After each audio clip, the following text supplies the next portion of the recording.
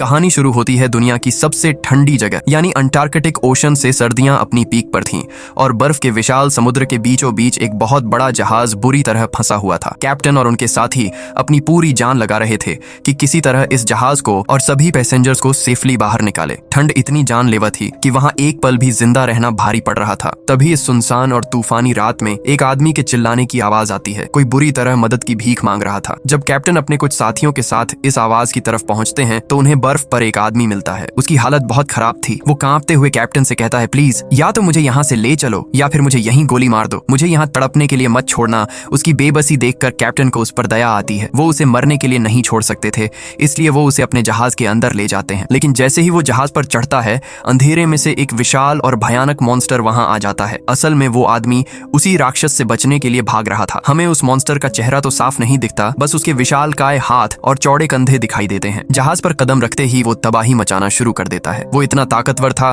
कि crew members की गोलियों का उस पर कोई असर नहीं हो रहा था। वो उन्हें एक विडो मकड़ी की तरह मसल रहा था। तभी एक सोल्जर आगे आता है और एक पावरफुल मिनी रॉकेट लॉन्चर जैसी गन से उस पर सीधा हमला कर देता है। जोरदार धमाका हुआ, लेकिन वो मॉन्स्टर फिर भी नहीं मरता, पर वो जहाज से फिसलकर नीचे बर्फ पर गिर जाता है। इससे उसे और ज्यादा गुस्सा आ जाता है। वो नीचे से जहाज को इतनी जोर जोर से हिलाने लगता है कि जहाज के अंदर चीजें टूटने फूटने लगती हैं। जहाज पलटने वाला था कि कैप्टन दिमाग लगाते हैं। वो ऊपर से एक बड़े वेपन से भारी चीज सीधा मॉन्स्टर के पास वाली बर्फ पर गिराते हैं। बर्फ टूट जाती है और मॉन्स्टर वहीं बर्फीले पानी में समा जाता है। सबको लगा कि अब वो मर गया होगा, पर कहानी अभी खत्म नहीं होती। अगली सुबह कैप्टन उस आदमी के पास जाते हैं। उस आदमी का नाम विक्टर था। कैप्टन उसे पूछते हैं, भाई आखिर माजरा क्या है? वो भयानक राक्षस तुम्हारे पीछे क्यों पड़ा था? ये सवाल सुनते ही विक्टर की आंखों में एक अजीब सा डर दिखाई देता है और वो अपनी कहानी सुनाना शुरू करता है। यहाँ से हम चले जाते हैं फ्लैशबैक में विक्टर के बचपन में। विक्टर जब 12 साल का था तो वो एक बहुत बड़े साइंटिस्ट का बेटा था। उसके पिता का सपना था कि विक्टर भी बड़ा होकर एक नामी डॉक्टर या साइंटिस्ट बने। विक्टर ने भी अपने पिता का सपना पूरा किया। उसने दिन रात मेहनत की और बहुत ही कम उम्र में वो एक बेहतरीन साइंटिस्ट बन गया। लेकिन उसकी ये कामयाबी उसे तब बहुत बेकार लगी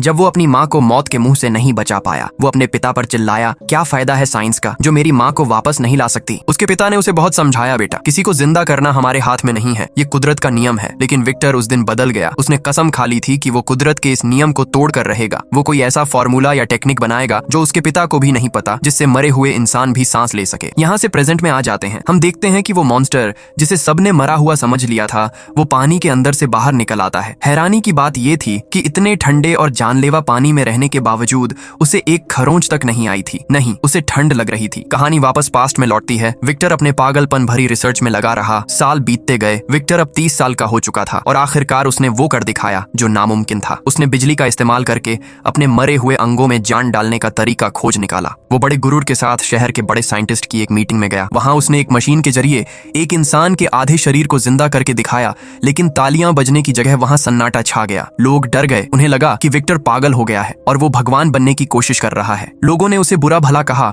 और हुक्म दिया कि इस एक्सपेरिमेंट को अभी इसी वक्त बंद कर दो। तभी अचानक विक्टर ने उस आधे अधूरे इंसान की तरफ एक बॉल फेंकी। उस मशीन से जुड़े आधे शरीर ने उस बॉल को कैच कर लिया और बोलने भी लगा। ये देखकर वहां अफरा तफरी मच गई। लोग इसे शैतान का काम कहने लगे। कोई भी उसे पैसा देने के लिए तैयार नहीं था।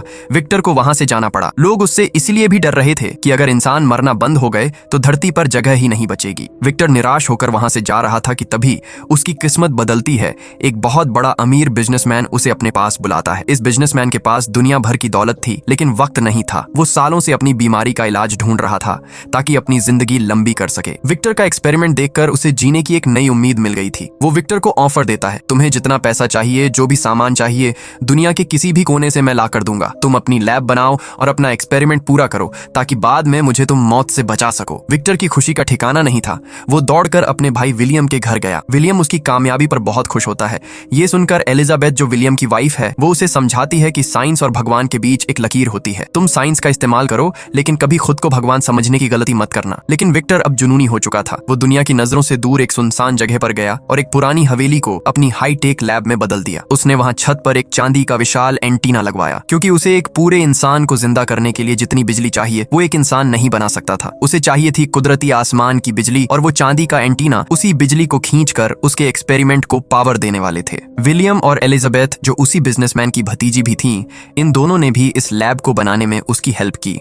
लैब तैयार होने के बाद विक्टर ने कई कोशिशें की, लेकिन वो फेल होता रहा। तब एलिजाबेथ ने उसे एक सलाह दी कि तुम उसे मशीन की तरह मत बनाओ, तुम उसे बिल्कुल अपने जैसा समझो, एक इंसान की तरह बनाओ और शुरू से शुरू करो। विक्टर को बात समझ आ गई। उसने इस बार एक नई तरीके से काम शुरू किया। उसने इस क्रिएचर के शरीर में हड्डियों का ढांचा और मांस को बारीक तारों से जोड़ा ताकि वो बिल्कुल इंसानों की तरह हाथ पैर हिला सके। उसने पूरे शरीर में नसों की जगह तारों का जाल बिछा दिया। ढांचा तो तैयार था, लेकिन अब उसे चाहिए थे असली ऑर्गन्स। उसने ऐसा किया कि उस समय देश में युद्ध चल रहा था। विक्टर युद्ध के मैदान में गया और वहां पड़े लाशों को अपने साथ ले आया। ये सीन बहुत भयानक था। उसने एक एक लाश को काटा, किसी का सही दिल निकाला, किसी के फेफड़े, और इन सब को जोड़कर अपने ह्यूमनॉइड में फिट कर दिया। उसने किसी की आंख लगाई तो किसी की नाक। आखिरकार शरीर तैयार हो गया। विक्टर ने इसका नाम रखा फ्रैंकनस्टीन। उसने फ्रैंकनस्टीन के दिल को एक पावर मशीन से जोड़ा। अब बस उसे इंतजार था एक तूफानी रात का, जब आसमान से बिजली गिरेगी और उसके एंटीना पर गिरेगी। किस्मत से वो रात भी आ गई। तूफान आ चुका था। विक्टर को यकीन था कि आज वो ऐतिहासिक काम करेगा। उस रात वो बिजनेसमैन वहां एक्सपेरिमेंट को पूरा होते देखने आया था। विक्टर पूछता है, आज मेरा काम पूरा हो जाएगा तो मुझसे क्या चाहते हो? बिजनेसमैन कहता है, मैं चाहता हूं कि जब मैं मरूं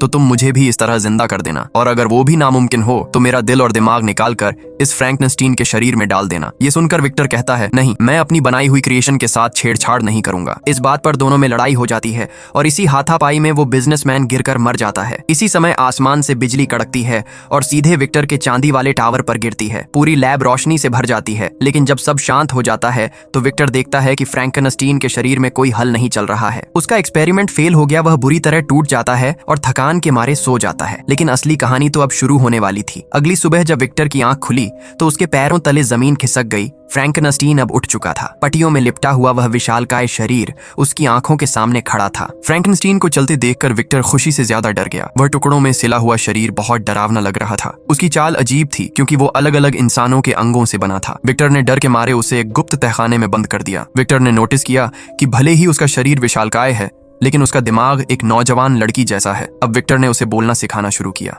उसने अपना नाम बताया, मैं विक्टर हूँ। फ्रैंकनस्टीन ने अपनी भारी और डरावनी आवाज में कहा, मैं विक्टर हूँ। विक्टर उसे इंसानों वाले तौर तरीके सिखाने लगा, लेकिन वो ये भूल गया था कि एक लड़की को सिर्फ ट्रेनिंग की नहीं, प्यार और देखभाल की भी जरूरत होती है। कुछ दिन बीते। विलियम और एलिजाबेथ वहां पहुंच गई। एलिजाबेथ को तहखाने से कुछ आवाज सुनाई दी। वो नीचे गई और उसका सामना फ्रैंकनस्टीन से हुआ। हैरानी की बात यह थी कि एलिजाबेथ उसे देखकर डर ही नहीं रही। उसने बड़े प्यार से उससे बात की। फ्रैंकनस्टीन ने उससे पूछा, तुम कौन हो? एलिजाबेथ ने अपना नाम बताया। उसने फ्रैंकनस्टीन को 3 नए शब्द दिए, पानी, हवा और आग। जब विक्टर ने देखा कि उसका बनाया हुआ क्रिएचर उसकी बातों से ज्यादा एलिजाबेथ की बातें समझ रहा था तो उसे जलन होने लगी। इसलिए उसने विलियम से झूठ बोला, सुनो, तुम एलिजाबेथ को लेकर यहाँ से तुरंत चले जाओ। क्रिएचर बहुत खतरनाक है। उसने एलिजाबेथ के अंकल को मार दिया है। उसने अंकल की लाश भी दिखाई। विलियम डर गया और एलिजाबेथ को लेकर वहां से निकल गया। उनके जाते ही विक्टर ने भयानक फैसला लिया। उसने पूरी हवेली में पेट्रोल फैलाया और आग लगा दी ताकि उसका यह एक्सपेरिमेंट हमेशा के लिए खत्म हो जाए। हवेली ब्लास्ट हो गई और विक्टर भी धमाके से बाहर गिर पड़ा। उसकी टांग बुरी तरह टूट चुकी थी। विलियम उसे इस हालत में वहां से निकालकर अपने साथ ले गया।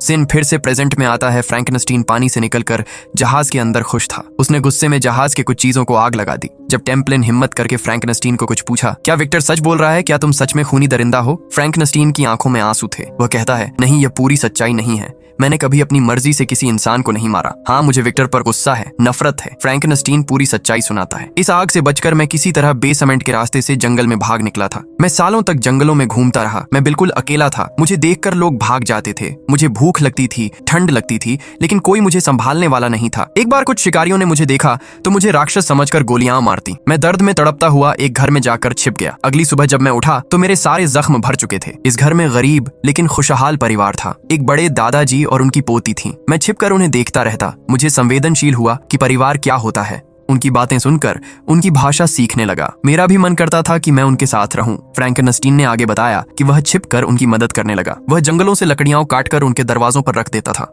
कभी खाने के लिए हिरण का शिकार करके रख देता था। वह परिवार हैरान था कि आखिर कौन उनकी मदद कर रहा है। दादाजी कहते थे कि शायद भगवान खुद हमारी मदद कर रहे हैं। कुछ समय बाद वह परिवार शहर जाने लगा, लेकिन दादाजी वहीं रहे क्योंकि वह अंधे थे। वह देख नहीं सकते थे, लेकिन वह महसूस सब कर सकते थे। वह जानते थे कि उनके घर के आसपास कोई रहता है। जब सब चले गए तो फ्रैंकनस्टीन दादाजी के सामने आया।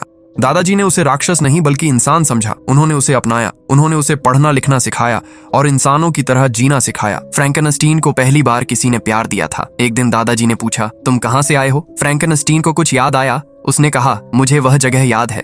दादाजी ने उसे कहा कि वहां जाओ, तुम्हें अपने सभी सवालों के जवाब मिलेंगे। फ्रैंकनस्टीन वापस उस जगह में गया। वहां उसे विक्टर की डायरी मिली।